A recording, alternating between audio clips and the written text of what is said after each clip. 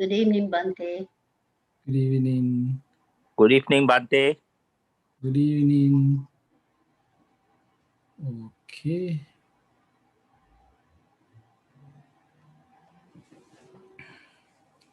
Good evening, also good morning. Let us start our evening session. You all can join with me to chant Discourse on Loving Friendliness. Keep your palms together to recite the stanzas. May all beings be happy and secure. May all beings have happy minds. Whatever living beings there may be, without exception, weak or strong, long or large, medium, short, subtle or gross, visible or invisible, living near or far, born or coming to birth, may all beings have happy minds. Let no one deceive another, nor despise anyone anywhere, neither from anger nor ill will should anyone wish harm to another. As a mother would risk her own life to protect her only child, even so towards all living beings, one should cultivate a boundless heart. One should cultivate for all the world a heart of boundless loving friendliness, above, below, and all around, unobstructed, without hatred or resentment, whether standing, walking, or sitting, lying down, or when awake. One should develop this mindfulness. This is called divinely dwelling here, not falling into erroneous views, but virtuous and endowed with vision. Removing desire for sensual pleasures, one comes never again to birth in the womb. Sadhu, sadhu, sadhu.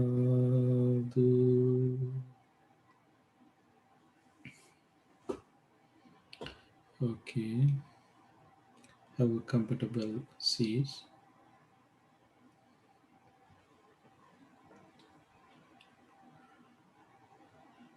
Keep your body upright. Head should be straight forward. Keep your palms together right upon left. Take a deep and long breath and let it go slowly.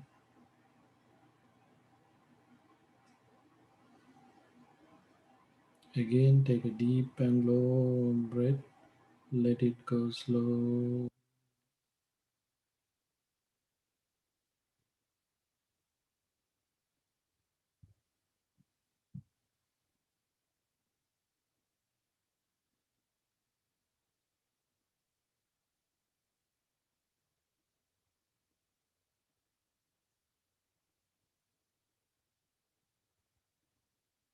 Your mind is relaxing as well as the body. Relax more and more. Cut off the whole world, come to this moment. All the objects that you are holding in your mind, likewise pictures, sound, taste, feelings, sensation, accommodations, are disappearing.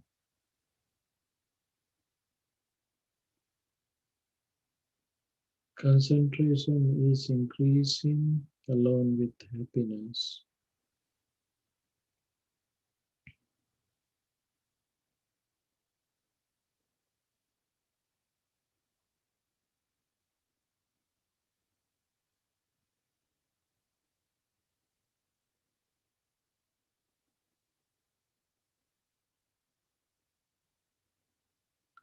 Let us use this opportunity to generate loving cleanliness thoughts. Focus on yourself. Scan your whole body through your mind. Scan in your body, generate metta to yourself. May I be well, happy and peaceful.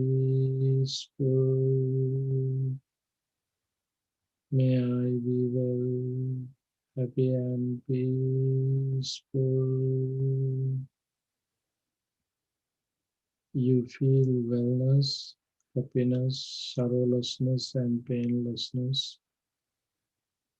Pay full attention to yourself and generation metta more and more.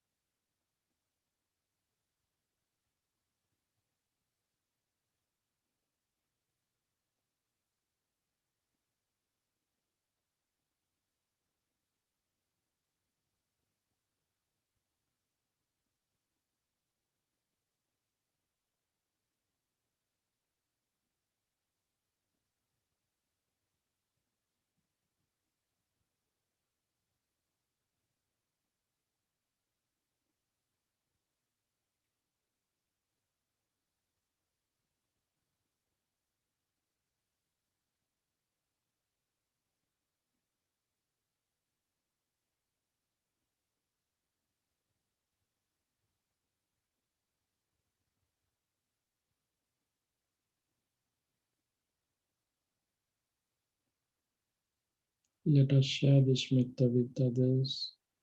As I am, my family members, friends, relatives, and neighbors be well, happy, and peaceful. If you have any unfriendly thoughts of them, use this opportunity to develop equanimity and compassion alone with metta.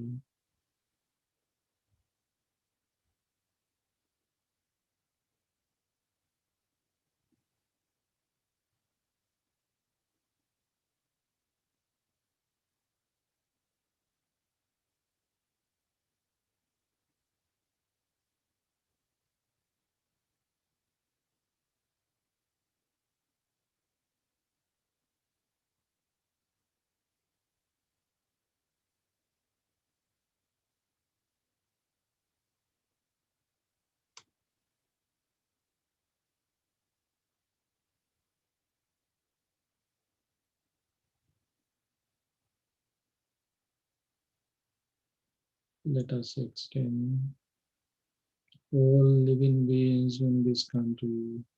May they be well, happy, and peaceful.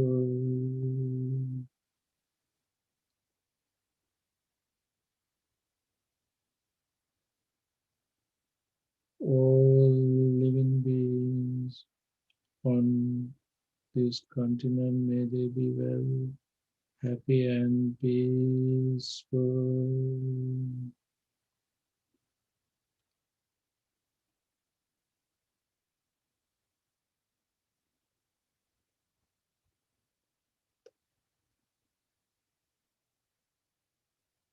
All living beings on earth, may they be well, happy, and peaceful.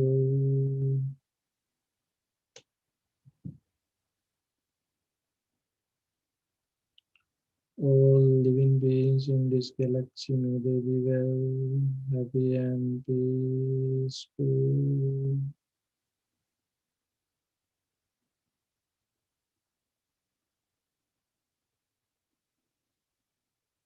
Finally, break all the boundaries and limits. Just practice metta to the universe. All living beings be well, happy, and peaceful. Human, non-human, living near or far, born or coming to birth, seen and unseen. All living beings be well, peaceful.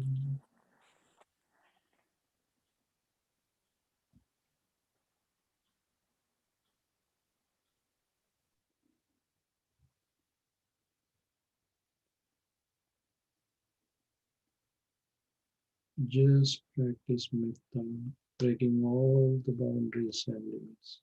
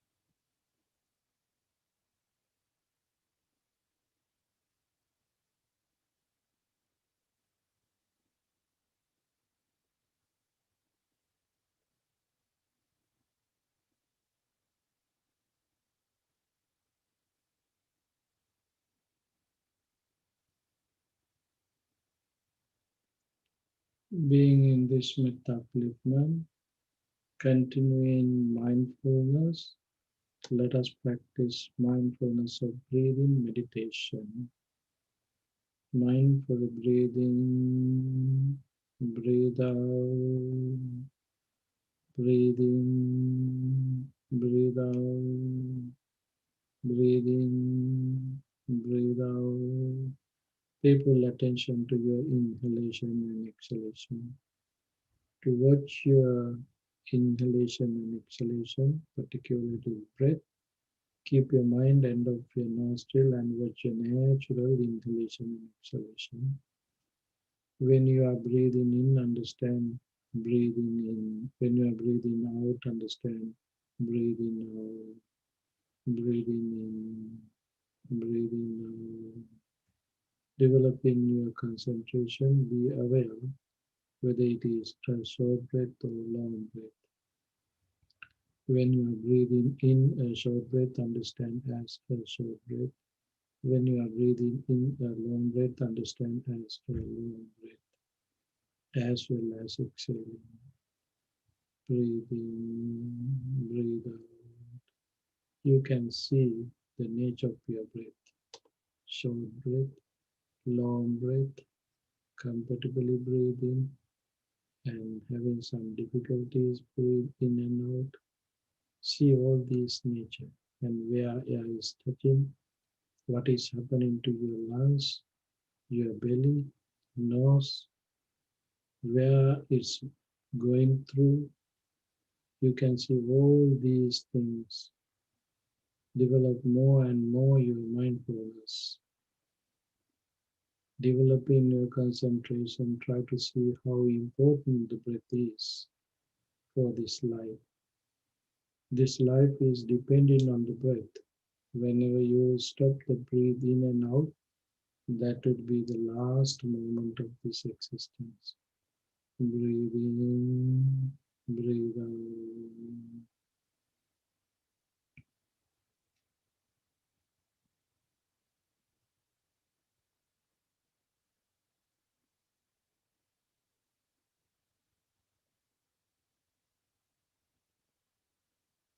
Painful attention, developing your concentration. Try to see the reality. Seeing reality, you can see the nature of the breath. In absolutely, there is nothing such a thing that we can think as a breath. Absolutely, only thing that you can see rising and falling, generating and vanishing. When it's generated, at that moment, it had been changing and vanishing.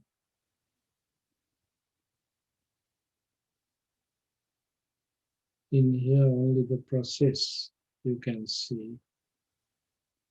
Through this process, through this nature, you can see the breath also under the three characteristics: impermanent, suffering, selflessness. The breath is changing and changing. The moment that they start the breath, at that moment it had been changing. This is the way how it's create all this process. Through this process, you can see a living beings conventionally, absolutely, there is nothing, only rising and falling. This is the process in reality. Be aware, develop your mindfulness, develop your concentration through your inhalation and exhalation. Take your time and practice mindfulness of breathing meditation. Breathe in, breathe out.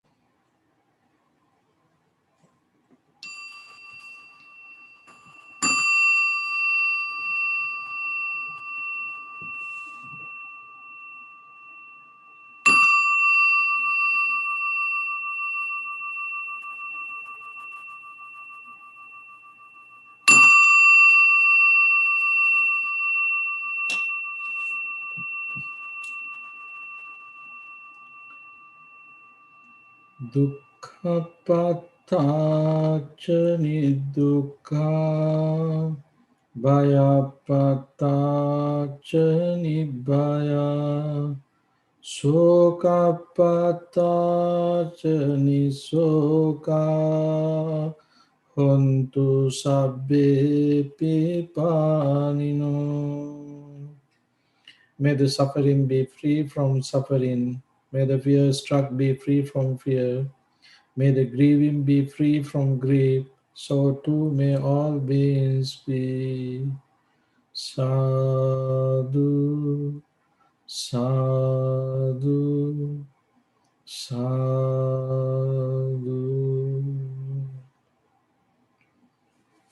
Thank you.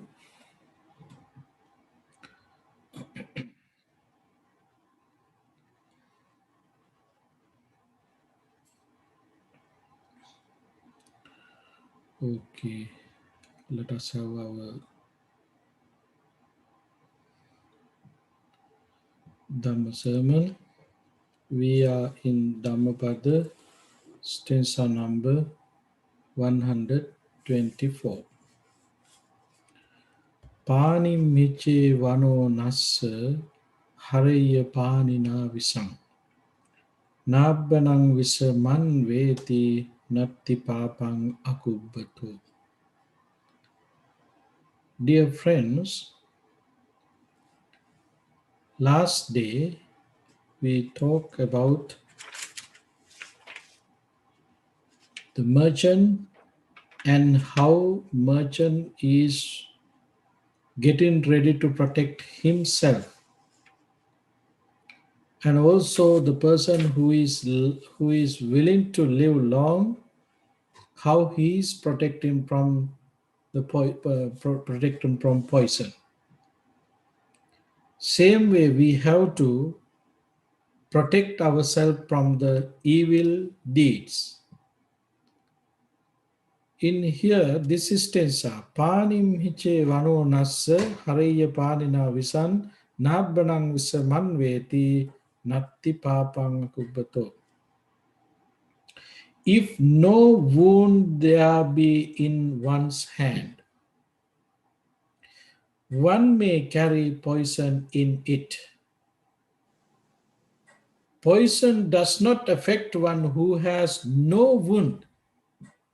There is no ill for him who does not wrong. In this stanza, panim hiche vano nassa. These words, panim hiche vano nassa. Pani means hand, and particularly about in our hand, in this area, if you don't have any wound, vano nassa, vano means wound, nassa means no. Haraya panina visam, there is no way to get in any kind of harmful things to your body through your hand, because you don't have wound. If you have a wound, suddenly whatever poison you are taking to your hand, it go through your whole body. But if you don't have any wound in your hand, you can touch poison. You don't get it. You don't get it. Same way, nabbanang visamangeti natti papanga kubbato. The person who is clean, who is maintaining a clean mind, pure mind, that mind never get any unwholesome thoughts because of his cleanness. If you are not living with ill will, unwholesome thoughts, so you don't get a opportunity, or you don't do any harmful things regarding demerits, unwholesome activities. Why? Because you are maintaining very clean and clear mind. This is very simple things that you can understand. Think about your hands. If you don't have any wound, there is no chance to get into your body any germs or any kind of uh, poison. There is no chance to get into your body if you don't have any wound. But if you have a wound, it will get suddenly. Same as if you are living mindfully, concentrate with concentrated mind, so you don't get effect to, you don't get to, you don't ready to do any kind of harmful evil deeds because of your mindfulness. Buddha delivers this stanza. There was an incident. The story is, when Buddha was dwelling in Rajagaha, the city named Rajagaha, there was a merchant family.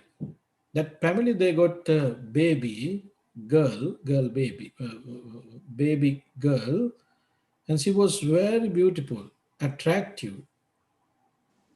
Somehow, she had an affair with one of person who was living in jungle, kind of person who has behavior killing living beings, particularly killing animals, selling flesh.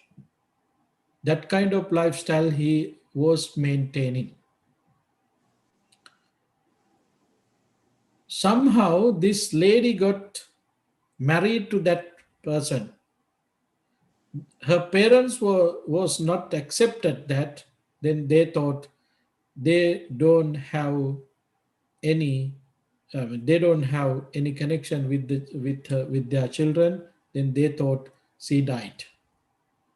They knew she is living with that person, but they thought she died. So this jungle man always killing animals. That is his lifestyle. That is the way how he was surviving, because he's living in the jungle and killing animal is the only professional that he knows. He don't know any other things to do. So this lady was telling to him to not to kill, but he was not able to listen to her. One day, the Buddha knew this person can get this person have enough merits to attain Sotapanna, and somehow having and realizing his mind nature, Buddha decided to go to his place where he was hunting, and seeing the Buddha, he thought the Buddha was unwilling the his uh, Buddha was bothering to him for his life, because he was not able to catch any living beings there. He thought the problem is the Buddha is there. So he want to get rid the Buddha. Then he tried to kill the Buddha using his weapon that he had, bow and arrow, and he was not able to finish that bow and arrow aim. He just he became a completely a statue. He can't move because Buddha had that power, miracle power. He did that to put that person to protect himself and help him. Finally, his children was waiting and waiting. Then finally, they decided to search the father, and they came to see him. Then they saw father was like a statue. He can't move. Then they also saw the Buddha was in front of him. They thought something happening with the Buddha. They decided to uh, kill Buddha. Then they got their bow and their weapons and then try to kill the Buddha.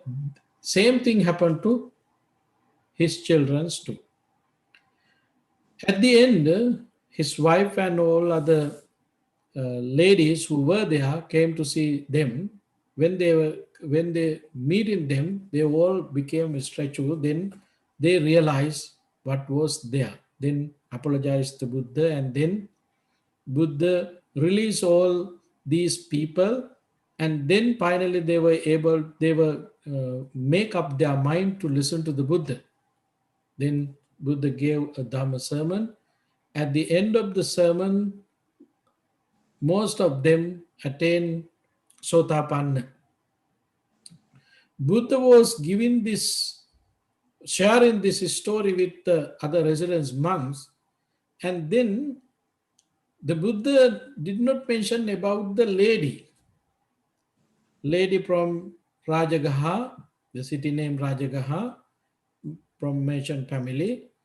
The Buddha did not mention. Then the monk was questioning what happened to that lady. Then Buddha said, she already attained Sotapanna even the before marriage. Even the before marriage, she already attained Sotapanna, first level of sainthood. Therefore, others attained Sotapanna after the sermon, but she was maintaining same stages. Then Buddha used this opportunity to explain something. Then monk was questioning to the Buddha how this person kill animals, and the person was living with this lady. Then whether this lady influenced to get these demerits, because he was also participating in this jungle man's behavior, killing living beings to live. Then Buddha said, no, she had pure mind. She was living with that person. She respect to the person as a husband. She just treat him with devout thought as a husband. That's it. She did not get any of these demerits because her mind was very clear. Very clear means she was in Sotapanna stage. So she did not get any effect of these demerits. Buddha used this simile. Same as if you don't have wound in your hand, you don't, whether you are touching some poison, you don't get affected. Same as the lady already was in Sotapanna stage, so she did not get any demerits that the jungle man and his clan, other people who did some demeritorious things, she did not get effect any of these evil effects. Why? She completely live mindfully. She did not get any effect of desire, hatred, or ignorance. I mean, she is not completely eliminated all these defilements, but she was in Sotapanna stage because of she did not get any unwholesome thoughts, particularly to kill living beings. She did not get any of it, but she had some lust, and all these things was with her, but she did not get any effect killing living beings. She did not have that thoughts, but she just follow her husband without having attachment to do those kind of activities what he was doing there. So, dear friends, in this instance are giving us a wonderful lesson. We can live wherever, does not matter, but we have to take care of our mind. We have to take care of our mind. The Buddha used a simile, Patmupama. Simile is lotus flower. Lotus flower, you know where we have where the origin place of lotus flowers. Lotus flowers are origin in water tanks, muddy water. Without muddy water, you can't get lotus flower. There should be muddy and also water. Generally, you know, ponds. All these ponds, natural ponds, not the created by humans. Natural ponds get water from rain.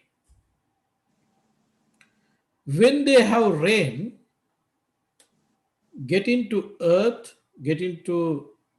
all the rains collecting with all the garbage and things that you have in earth, everything ready to go into pond or water tank. And then that place is the place where water remain with mixed with muddy. Later on, somehow it's get a chance to have seed of lotus. Having that seed of lotus is ready to give a plant. With the help of that muddy and also the water, that plant is growing. Just think about the underlying things. You can see water in top, under the water you can see mud. That mud collection of many garbage, might be poop of living beings, animals who are in forest, who are using this earth, and also dead bodies. All these garbage collect that rainwater and get into the ponds. This is the place where all these connections, all these collections are keeping in long time. This is the way how that mud became very rich with the collection of all these garbage. Now that mud got a seed of lotus, that seed of lotus ready to give us a plant. Later on, gradually you can see flower, beautiful fragrant flower from that lotus plant. Where that lotus origin, that place is not kind of peaceful, happy place, disgusting place. No one like to have that mud. But using that place, the mud, as soil, and with the help of all these mud water, it's create a beautiful fragrant flower. That flower is beautiful and attractive. Everybody like to have that lotus flower. Not only that, devout people like to offer this lotus flower to the Buddha. Others, they ready to take this lotus flower to decorate their place where they are dwelling. To show your gratitude, you ready to give to others. To show your loving thoughts, you ready to give these flowers to others. Then the lotus flowers became a symbol of love and compassion and loving friendliness. But origin of lotus flower is not happy, disgusting place. No one like to see that, no one like to touch that place. That much disgusting place. Using that place, consuming that mud, the flower became very beautiful. Flower does not have any of these smell or any of these disgusting situation. The flower is beautiful and fragrant and attractive. Same way, dear friends, when we are living in the society, if we are living mindfully, developing your mind and seeing the reality, see the unseen thing very importantly, then you can live this society. In this society, there are people who are not responsible for any of precepts, who don't have discipline, killing, stealing, having sexual misconducting, and also using drugs and alcohol, lying. All these demerits actions are there. But if you are mindful, if you are take care in your mind carefully, then even though you are living with these kind of people, you can live without getting influence of them because of your mindfulness. You don't have wounded hands. So poison, even though you are living with poison, you don't get affect that because you don't have poison hand. And also you are living with developed mind. As a result of that development, you can see things very clearly. Particularly, you can see as it is. So there is no opportunity to get influence of these unwholesome activities and unwholesome behaviors. So, dear friends, we can't change the society. We can't correct someone else. We can't do nothing with others. But we have ability to take care of ourselves. We have to protect ourselves. To protect ourselves, we should develop our mind. Developing our mind, we can protect ourselves. And with the help of that protection, we can manage peaceful, happy life. Wherever you are living, it does not matter. We know around the world, people are blaming to the society. There is no reason to blame the society. Why? Society is not something beyond us. We are part of the society. But open your mind, think yourself, and protect yourself. Protect yourself. If the road is full of gravel, you should use slippers. You don't want to think about velvet to cover that. Just think about your feet, then you can walk there comfortably. You don't get hurt from that gravel. Same way, you don't want to get any of effects from others if you are living mindfully, if you are developing your mind. Dear friends, becoming Buddha means not something else. It is the development of the mind. Attaining enlightenment means not something else. It is only developments of the mind. So we have responsibility ourselves. The responsibilities are not belongs to someone else. Every responsibility is for us, for the person. So therefore, we should keep in our mind and we should take care of it ourselves. According to the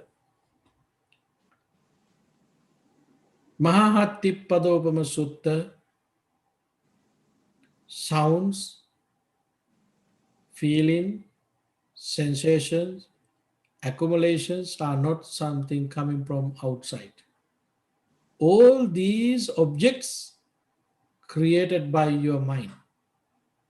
So take care in your mind, you don't get effect of unwholesomeness, evil. We can't change the world, but you can change yourself. You can change your mind. Killing is happening everywhere. Anyone can kill anyone else. But if you have strong feelings, no, whatever the reason, I'm not ready to kill any living beings. Just having that strong thoughts, you can protect yourself. You don't know to get effect of that evil deeds, evil thoughts because of your mind power. So, dear friends, now you can see the Buddha's teaching. The Buddha once explained Imasmin Byavamatte Kalebare Lokanch Loka Samudyancha Loka Nirodhancha Panjape. The Buddha said, using this length of body, I would like to say the origin of the world, the origin of the world, and cessation of the world, and the path of cessation of this world. I would like to say using this length of body. It means the world is not something existing outside. The world is here inside with you. To change world, you should change yourself. Then you can change the world. Dear friends, spiritual path is completely different from other path. Spiritual path mainly focus to develop your spirituality. Your spirituality means you are developing your mind. Mind development is our spiritual development. So our responsibility, our duty, our main purpose of life is not something that is only responsibility, only goal that we have to develop our mind.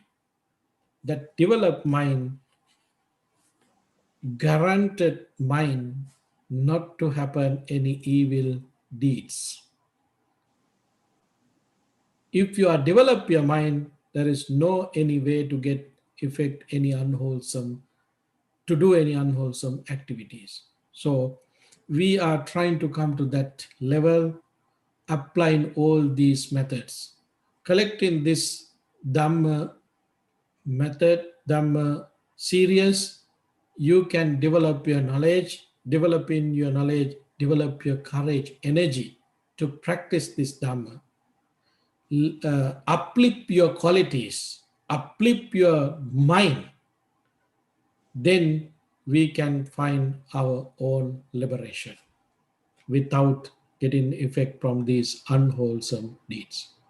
I think that would be enough for today. Let us use this opportunity to share merits with others. First of all, think about our departed relatives, friends, family members, and pets who departed name of us. By the power of these merits and metta thoughts, may they all be well, happy, and peaceful. May they be able to attain ultimate bliss of Nibbana. Having that aspiration, say sadhu, sadhu, sadhu. Whoever is affected by COVID 19 and any other sicknesses, by the power of these merits and metta thoughts, may they all be well, happy, and peaceful. Having that aspiration, make blessings upon them, saying sadhu, sadhu, sadhu. May you all be well, happy, and peaceful. All your wishes come true by the power of these merits and metta-thoughts. May we all be able to attain ultimate bliss of Nibbana. Having that aspiration, say sadhu, sadhu, sadhu. By means of these meritorious deeds, may I never join with the foolish, may I join always with the wise until the time attain Nibbana. May the suffering be from suffering. May the fear struck be from fear. May the grieving be free from grief. So too may all beings be. From the highest lymph of existence to the lowest, may all beings arisen in these realms with poem and without poem, with perception and without perception. Be released from all suffering and attain to perfect peace. Excellent, excellent, excellent. Thank you very much.